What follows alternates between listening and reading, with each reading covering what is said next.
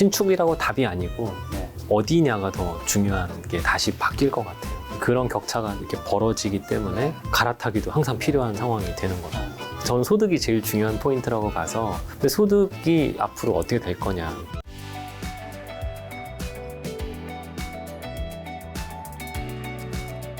자, 2010년대 서울을 상징하는 대표 주거지가 김 작가가 지금 현재 있는 곳이죠. 마포구, 용산구, 성동구, 이제 소위 마용성이라 불리는 곳인데, 근데 사실 여기가 주목받은 건 이제 과거에는 아니었잖아요.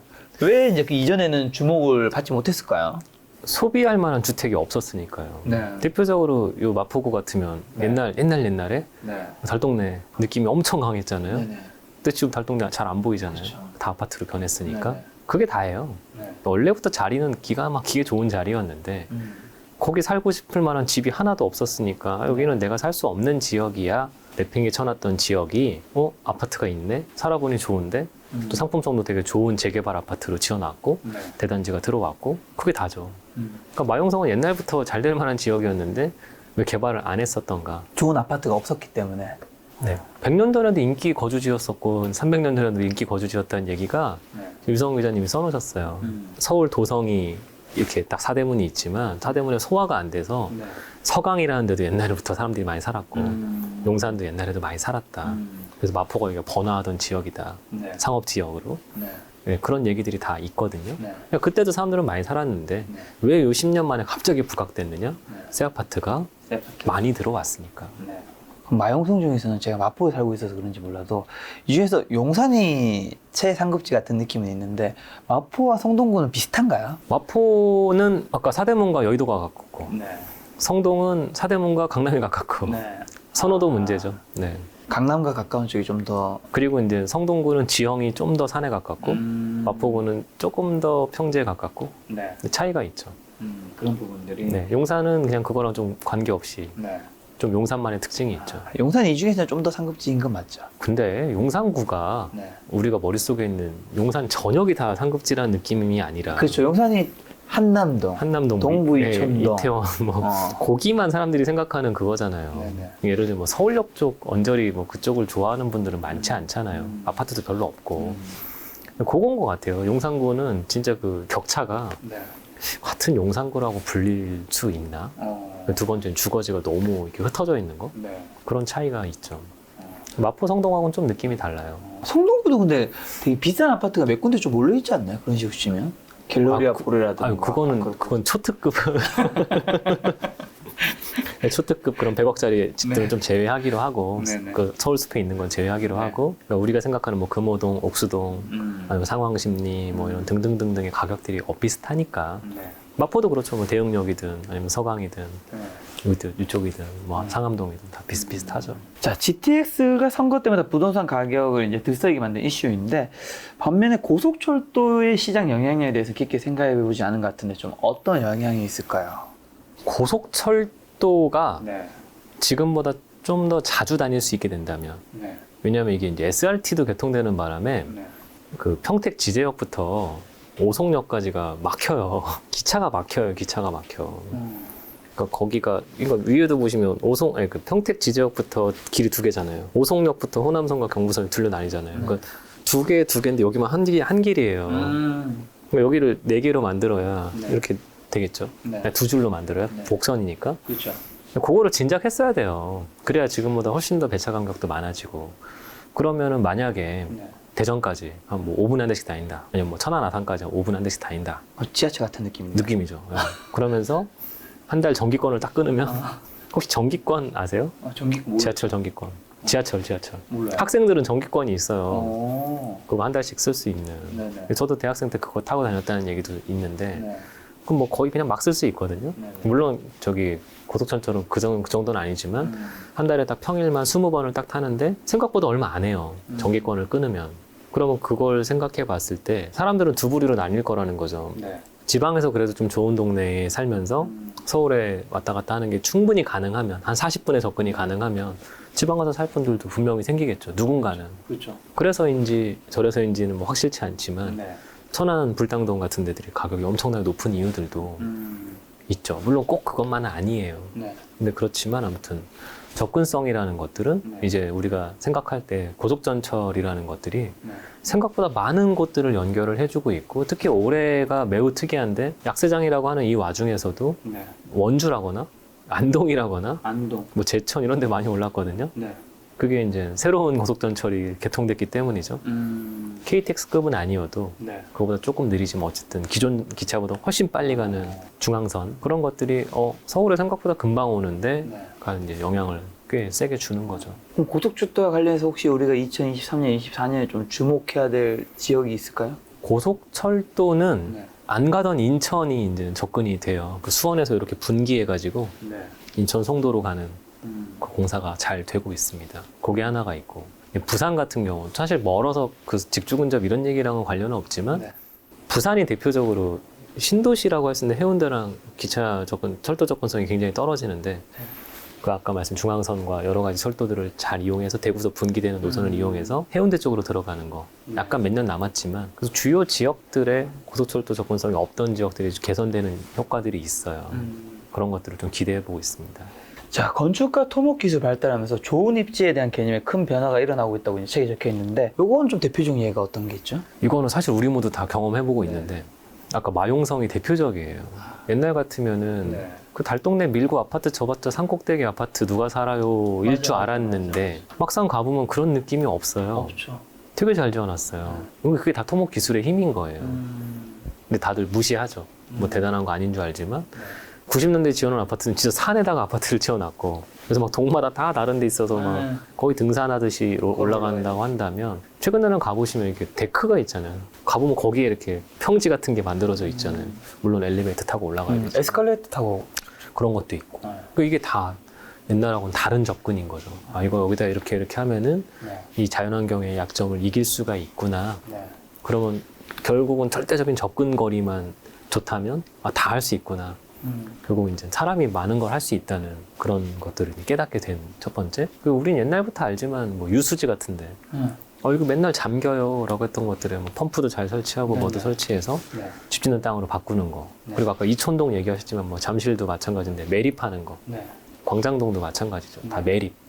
매립도 가능했었네요. 뭐 요즘이야 한강 매립한다는 생각을 하지도 못하지만 땅 좀 메워가지고 새로 땅 만드는 거. 간척이잖아요. 어려운 말로 바닷가 메우는 거. 근데 매립해서 만드는 것들도 다 결국 토목 기술의 발달이고. 근데 계속 봐왔는데 아까 우리 제일 처음에 얘기했던 그런 식의, 산악은 아니지만 산에다가 아파트를 줘도 상품성이 꽤 좋네요 라는 것들을 이제 보게 되시는 게 사람의 힘, 그리고 이제 그거에는 더해서 대단지를 만들어냈을 때 서울에 공원 없어요 했던 것들을 한 방에 날려버리는. 그쵸. 그 대단지가 공원이 돼버리는 거죠. 그것도 이제 없으니까 그렇게 하는 거죠. 없으니까. 그것도 저는 사람의 힘이라고 생각해요. 근데 건축과 토목 기술 이런 사람의 힘이 있는데, 올해 여름에 강남 서초에 물난리가 났잖아요. 사실 이게 한 10년 전인가요? 제가 서울에 처음 왔을 때 직장 생활할 때도 그때도 막 물이 막 이렇게 막 잠기고 했었거든요. 그러니까 사실 그쪽은 또 굉장히 또 돈이 많은 동네잖아요. 왜 이게 계속 반복되는 거예요? 서울시에서 예산 안 태워서 그렇다고. 너무 정치 얘기 아닌가요? 정말 그런 건가요? 그때 시장님 바뀌어가지고 뭐 어쩌고저쩌다 뭐 나왔잖아요. 그러니까 그때도 그래서 뭐 유수관을 크게 만들어서 한강으로 빼는 공사를 한다라고 했다가 뭐 예산이 안 태워져서 뭐 10년간 안 했다 뭐 이런 얘기 있었잖아요. 했으면 없었겠죠. 그때 기억나시나요? 뭐 산 무너져가지고. 네, 우면산이었나? 네, 그때 다 했거든요. 그러니까 사고 안 나잖아요. 그러니까 하면 안 나는데 안 하니까 이런. 예산이라면 어쨌든 뭐 분배의 문제가 있을 테니까 어디 쓰려면 어디 거 빼야 될 테니까. 그러니까 어차피 뭐 이거는 돈 얘기를 떠나서 하면은 다 해결될 수 있는데 돈이 너무 많이 드는데 진짜 해야 되냐 마냐는 결국 시급한 문제, 우선순위 문제니까 안 되는 건 아니라는 거죠. 근데 이번에 피해액이 제가 듣기로 뭐 몇백억, 뭐 천억대로 들었는데. 뭐 꽤 크겠죠. 특히나 막 좀 잘 사시는 동네에서 그런 일이 벌어졌으니까. 어쨌든 뭐 해결됐으면 좋겠다라는. 해결을 할 수 있겠죠. 돈을 태우냐 마냐 그 예산 문제겠죠. 근데 좀 이런 건 빨리빨리 했으면 좋겠어요. 그쵸. 심각한 문제인데. 맞아. 서울과 수도권에 집중할 비해 세종으로 행정 기능 이전하고 이제 국내 다양한 지역으로 관공서 공기업 이전하고 있는데, 이런 정부의 정책은 부동산 시장에 어떤 영향을 좀 미칠까요? 이거 매우 큰 영향을 미쳤는데 네. 그게 사실은 아까 지방 집값이고 뭐고 다 많이 오른 중요 이슈 중에 하나라고 저는 생각해요. 이게 아니라고 대표적인 게 세종 아니었네? 네. 세종시에 갑자기 고시 붙은 분들이 다 내려갔잖아요. 이거 사실 생각지도 않았던 이슈일 텐데 저만 해도 서울에 한번 살아보려고 열심히 공부해서 서울에 네. 학교로 왔는데 네. 거제도도 가고 막 이렇게 되지만 아까 그 고시 붙은 분들이 지방 가서 살 거라는 생각을 해본 적은 별로 없었을 거라 생각해요. 제가 봤을 때. 그렇죠. 근데 갑자기 내려갔잖아요. 근데 그분들을 뭐 연봉을 깎아서 간 것도 아니고 심지어는 아파트를 하나씩 주면서 갔잖아요. 네. 특별 공급으로. 근데 어쨌든 갔단 말이에요. 그럼 가니까 지방 출신이시잖아요. 저 대구입니다. 지방이 생각보다 연봉이 막 높지가 않아요. 네. 높은 도시들이 몇 개 있는 거지. 네. 뭐 포항이나 뭐 음. 창원이나 울산이나 이런 지역, 여수나 이런 데가 높아서 그렇지 전반적으로 일자리가 많지 않은 건 사실이거든요. 그러니까 이제 집값이 그동안 낮았던 이유도 소득 높은 사람이 별로 없으니까. 근데 이런 사람들이 딱 왔는데 그 사람들을 위한 혁신 도시가 만들어졌고 보지도 못한 신도시를 새끈하게 만들어 놓고 그분들이 거기 사니까 거기 가격들이 이렇게 높아지고 그런 것들이 결국은 지방 집값의 레벨을 자꾸 올려버리니까 결국 밑에가 오르면 위는 자연적으로 올라갈 수 있는 힘들이 벌어져서 그러니까 이게 지방 이전이 지방 집값을 되게 많이 올렸고 책에도 나와 있지만 지방 내려간 그 관공서나 기업들의 연봉이 절대적으로 낮지가 않아요. 높죠. 꽤 높아요. 다들 오해가 있지만 우리가 공공이라고 붙었는데도 연봉 생각보다 높습니다. 일단 막 너무 대기업들하고 비교하면 안 되지만 꽤 높아요. 네. 특히 전국 평균 같은 기준으로 보면 진짜 높죠. 이런 관공서나 그러면 공기업 이전은 나중에 이제 성공적으로 잘 정착될까요? 어떻게 보세요? 어쨌든 이게 지방의 성장과 뭐 인구의 좀 분산을 하기 위해서 그런 걸 했는 부분이 있을 텐데. 이 말은 조심해서 해야 되는 내용이라서. 네. 네. 조심해서 해주세요. 네. 효율적이진 않죠. 아, 그렇죠. 뭐 효율적이진 않을 수 있죠. 자원의 효율적 배분하고는 거리가 멀죠. 네네. 왜냐하면 이건 정책적으로 하는 일이니까. 거기까지만 하겠습니다. 알겠습니다. 자, 소비자들의 주거에 관한 욕구도 시대가 변하면서 더 구체적이고 복잡해지고 있는 것 같은데 주거지에 대한 성향이 좀 어떻게 달라지고 있는지랑 그렇다면 이 관점에서 볼 때 최근 좀 가장 주목할 만한 지역 어디로 봐야 될지. 우리가 조금 전에 얘기를 한참 나눴는데 네. 지난 한 4, 5년간 네. 좀 과도한 신축 붐이었어요. 아, 그렇죠. 그냥 너무 없었고 네. 특히나 16년, 17년, 18년도까지 신축이 꽤 많이 들어오면서 네. 사람들에게 신축 거주랑 엄청난 그 특별함이 있다는 것들을 네. 사실 줬죠. 네. 신축 사는 사람과 아닌 사람의 그런 삶의 질이 너무 다르니까. 그래서 신축 이 분위기가 있었는데 저는 왠지 이번 정부 한 5년 기간 동안은 네. 그게 좀 많이 약화될 것 같아요. 많이 들어와서는 아니에요. 신축이 막 충분히 들어와서는 아닌데 그럼 왜 약하대요? 신축이 들어온 지역들이 도심보다는 약간 외곽에 더 많이 들어오긴 했고 아까 마용성 같은 지역에 들어오면 신축이 확 오르는 건 맞는데 네.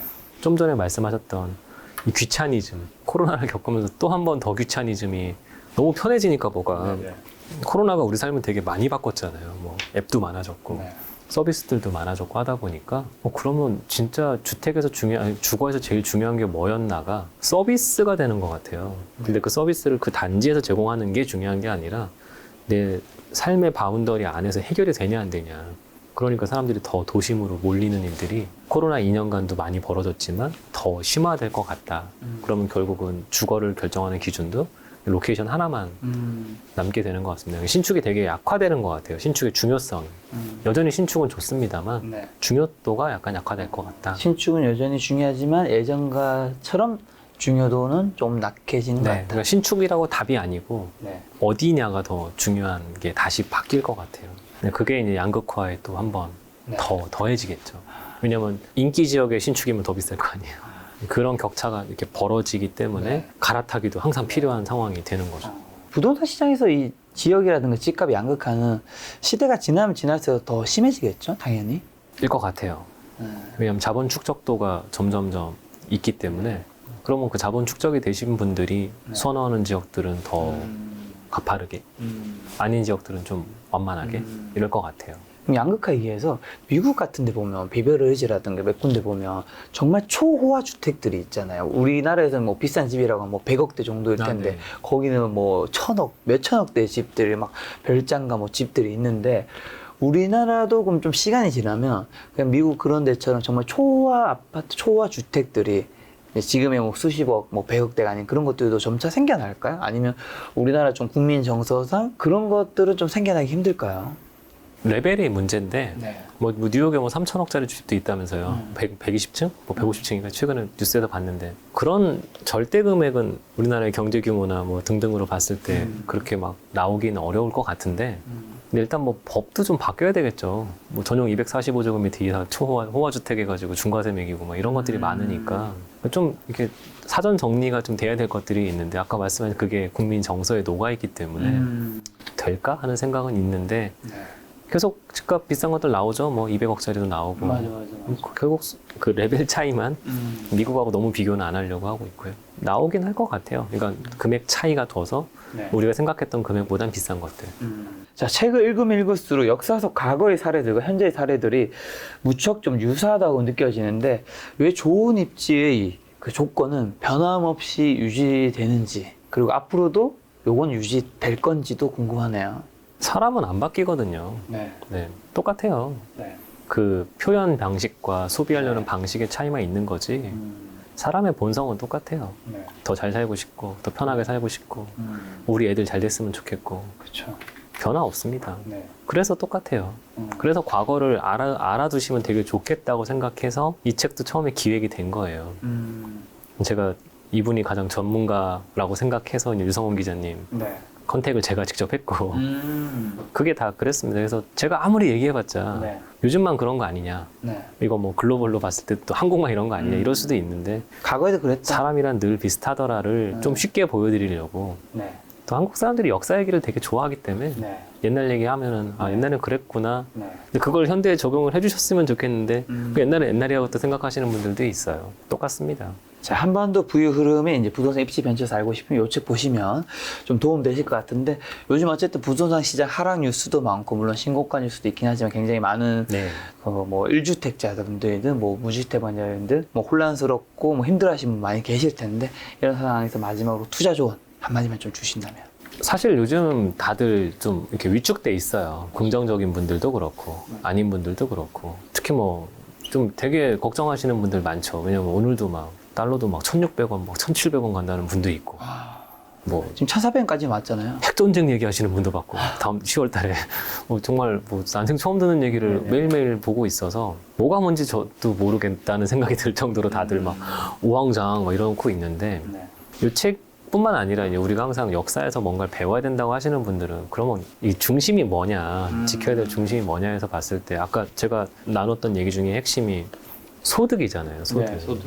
저는 소득이 꺾이면 내릴 거라고 얘기를 할 거예요. 당연히. 저는 소득이 제일 중요한 포인트라고 봐서. 근데 소득이 앞으로 어떻게 될 거냐. 근데 그 소득을 볼 때 꼭 나를 기준으로 보지 마시고 다른 사람들을 봐주세요. 이번에 2분기 때 자동차 업체들 실적이 엄청나게 잘 나오면 아, 또 무슨 일이 벌어지겠구나가 대충 눈에 보이잖아요. 사실 내가 뭐 작게 받는 데서 내 주변 사람이 작게 받는 데서 모든 사람이 그렇게 받고 있는 건 아닐 수 있는데 우리 좀 약간 주변을 못 벗어나는 경우가 있죠. 그게 아까 네트워크잖아요. 내 네트워크가 고기가 많기 때문에 그렇게 생각을 하는 거지 내 네트워크가 저렇게 있으면 듣는 얘기도 되게 다를 거예요. 제가 최근에 보니까 뷰티 관련된 업종 하시는 분들은 요즘 되게 좋대요. 마스크를 벗으면서 그렇죠. 되게 잘 된대요. 그래서 그런 얘기를 들어보면 아 이게 확실히 지금 불경기라고 말하기도 힘들구나. 제가 얼마 전에 대구 가서 그 얘기를 하고 왔는데 다 웃으시더라고요. 근데 확실히 요즘 이게 양극화가 모든 업종에 다 벌어지고 있거든요. 뭐 좋다고 다 같이 좋지 않고. 그래서 저는 항상 제일 중요하게 부동산에서 보는 게 소득이니까 아까 서울 같으면은 이게 카테고리를 나눠보셨으면 좋겠어요. 뭐 아주 옛날부터 잘 되던 6억 이하 대출 잘 되는 그런 집들이는 잘 없지만 뭐 6억부터 15억 사이 주택이든 뭐 15억에 30억 사이 주택이든 30억 이상의 고가 주택이든 간에 과연 여기서 지금 사람들이 어디가 좋은가? 그걸 절대적으로 안 좋아진다 그러면 다 하면 안 되겠죠. 근데 절대적으로 어딘가는 그래도 플러스가 나면서 좋아질 것 같고 여기서 수급을 따로 한번 보셨으면 좋겠어요. 그러면 아까 제가 말씀드린 고소득자가 원하는 대형 평형들은 수요가 생각보다 있을 가능성이 매우 높아요. 그러니까 아까 지금 그걸로 갈아타려는 분들이 막 보이니까 지금 장 움직임들이 나뉘는 거죠. 무주택자, 1주택자 아까 여쭤보셨지만 더더더 이런 생각으로 접근해 보셨으면 좋겠어요. 특히 집을 한 번도 안 사신 분들이라면 진짜 그냥 백지 상태잖아요. 판단의 기준이. 그럼 더 편하게 하실 수 있다고 생각해요. 잡음이 안 꼈기 때문에. 그랬을 때 지금 뭘 해야 되느냐. 두 번째는 아까 이제 금액대 레벨. 예전에 못 보던 이제 실거래가들이 막 찍히고 그러면은 여기서 뭐 한 40% 더 빠진다는 믿으시면 할 말은 없는데 그러면 40% 빠졌을 때는 얼마나 싼 거며 지금은 그럼 얼마나 안 비싼 건가 비싼 건가를 판단할 수 있는 기준 정도는 잡아 두셔야 된다. 그 기준에 왔으면 사는 거죠. 그거를 잊지 않으셨으면 좋겠어요. 너무 겁먹는 것도 문제고 너무 낙관적인 것도 문제인데 항상 좀 기준을 딱 세워놓고 네. 여기서는 나는 결정한다. 그 원칙이 있다면 그 원칙을 따라가셔야 돼요. 근데 그때 되면 또 못해요. 흔들려가지고 마음이. 이게 하나, 이제는 결국은 그랬을 때 이거를 하기 위해서 내가 액션을 해야 되나 말아야 되냐. 그러면 내가 갖고 있는 거를 다시 재조정할 거냐 말 거냐. 그거까지도 확대될 수 있다고 봅니다. 대표님 말씀드리니까 국가도 산업도 뭔가 입지 지역도 개인도 양극화는 점차 심화되고 있는 사회 현상인 것 같고 이게 뭔가 해결되면 당연히 좋겠지만 해결되지 못한다면 내가 양극화에서 좀 좋은 쪽에 서려면 어떤 준비와 전략을 세워야 될지 좀 고민하면 좋겠다는 생각이 드네요. 그래서 옛날 네. 식의 뭔가 그냥 다 같이 우르르 가는 것들은 사실 없어야 되는 게 맞아요.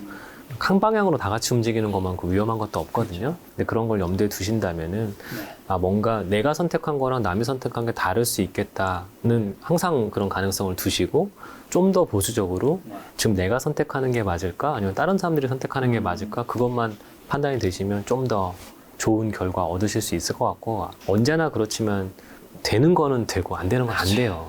이것도 잊지 마셨으면 좋겠어요. 우르르르는 이제 없어요. 지난 5년간이 너무 우르르르 같이 갔어요. 이거 너무 이례적인 상황이에요. 네. 잊지 마십시오. 대표님 말씀처럼 우리가 좀 될 놈이었으면 좋겠다는 생각이 드네요.